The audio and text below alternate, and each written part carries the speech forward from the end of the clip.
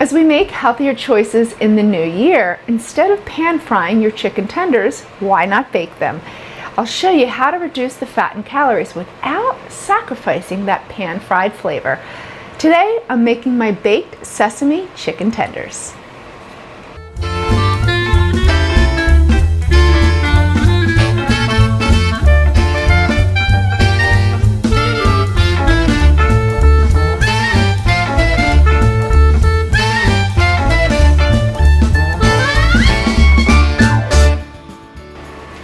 Hey guys, so first to get started on our baked sesame chicken tenders. These are so good. So we need our breading station going on. I have 2 eggs, so a standard breading procedure requires flour, eggs, and your breadcrumbs. A lot of the times I mix out that flour. I feel that it separates from the protein versus your egg wash and your breadcrumb fully adhere to the protein. So that's what we're doing today. So I've got 2 eggs. I have my Italian flavored breadcrumbs along with my panko. I like to use both because I like the crunch of the panko and I like the flavoring of the Italian breadcrumbs. I'm also adding some sesame seeds in there. Then you want to give that a toss. That way it's evenly coated. That way it evenly coats our chicken tenders. I have about 1.5 pound chicken tenders. So through my testing trial and error, I found don't season them with salt and pepper just yet, because when I did that, I found when I added them to the egg mixture, that salt and pepper kind of flecked off of it and went into the egg mixture, and they were tasted a little bland. So we're gonna season them with salt and pepper after we bread them. We want that salt and pepper. Why? Just like Thomas Keller says, salt enhances flavor. Pepper changes it, but salt is really, really important. Okay, in they go. We're gonna work a few at a time, trip off the excess egg, and into the breadcrumbs. I heated my oven at 425 degrees and I placed my rim baking sheet in there, so it's piping hot. So just be careful, but there's a reason, there's a method to my madness. We want to create a skillet effect from this sheet tray. So I'm going to add my oil, and you can see it's nice and hot. And you just want to make sure you evenly coat it. Just pick up the pan, give it a little swirl. And then, so we only have 3 tablespoons of canola oil. So a lot less oil than if you were to pan fry. So this is how we're controlling our calories and fat. Now take your chicken tenders, carefully, pan's hot, put them in the bottom of the sheet tray and then just flip them. So we want all those breadcrumbs to be moistened. That way we get that beautiful browning. If they're not moistened, they won't brown quite the same. So just kind of get them in there and smear them on both sides. This is the time you season it with salt and pepper, because that salt and pepper, it's not going to go anywhere. It's going to stick right to the chicken tenders. We have them doused in that little bit of oil, and that's going to help that salt to stick as well. And then I always use a lot less pepper than salt because it does change the flavor. That salt just brings the flavor to life. So you always want to add a little bit more salt than pepper. So just a little pepper will do. And then I'm going to add just a few extra sesame seeds right on the top.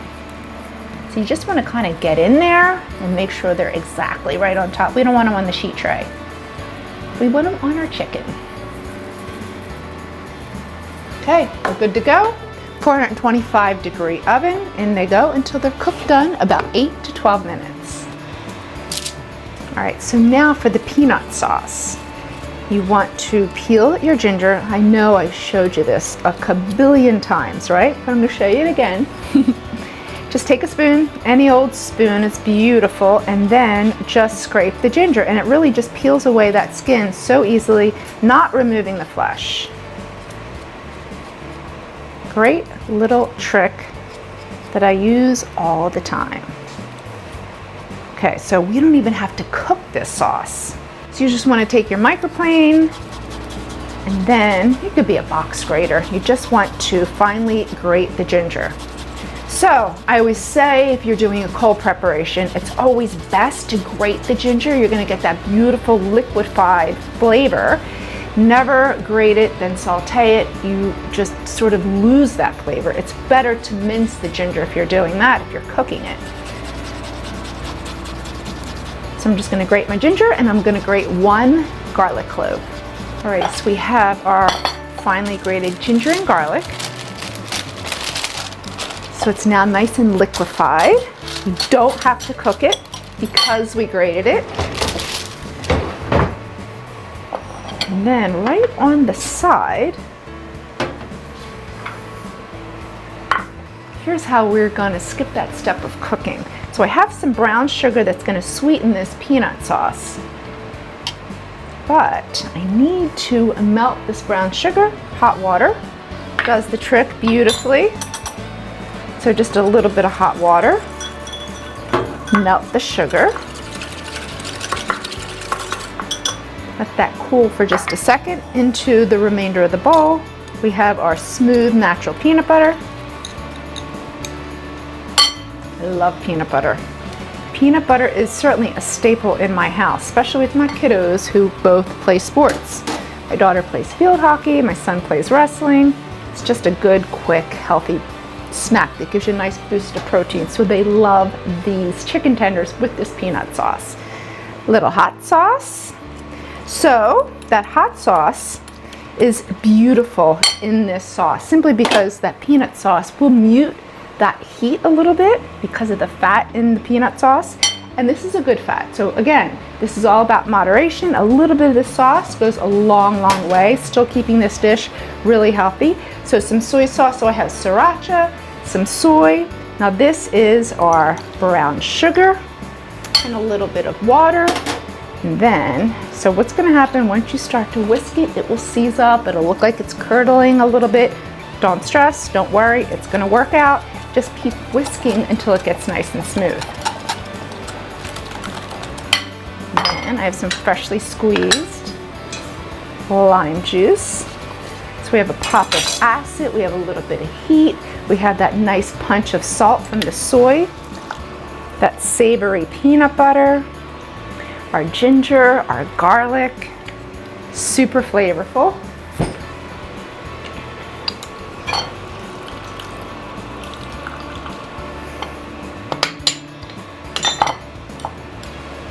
Then,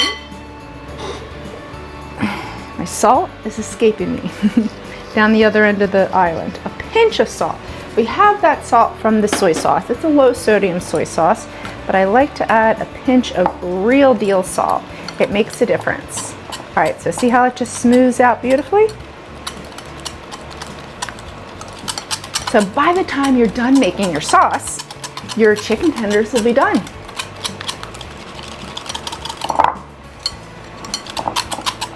Okay, I'm gonna clear up my board, check on our chicken tenders.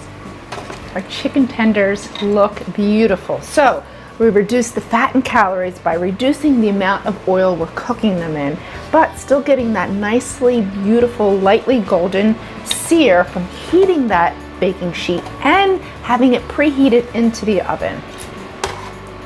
And then we smeared each tender into the oil on the bottom of the sheet tray. That way they were evenly coated. So you can see they're just lightly golden, absolutely beautiful. Those sesame seeds add a new level of flavor, so delicious. And our peanut sauce, again, remember, everything in moderation. A little bit goes a long, long way. My kids love these tenders, especially my Isabella. All right, so we gotta give it a taste.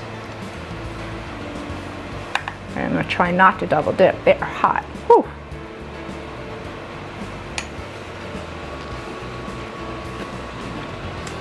Oh my goodness. They're so juicy and tender. You will not miss your pan-fried chicken tenders anymore. These are so good. For this recipe, head over to the newspaper's website. I'm Shereen with Cook This. Thanks for joining me. I'll see you next time.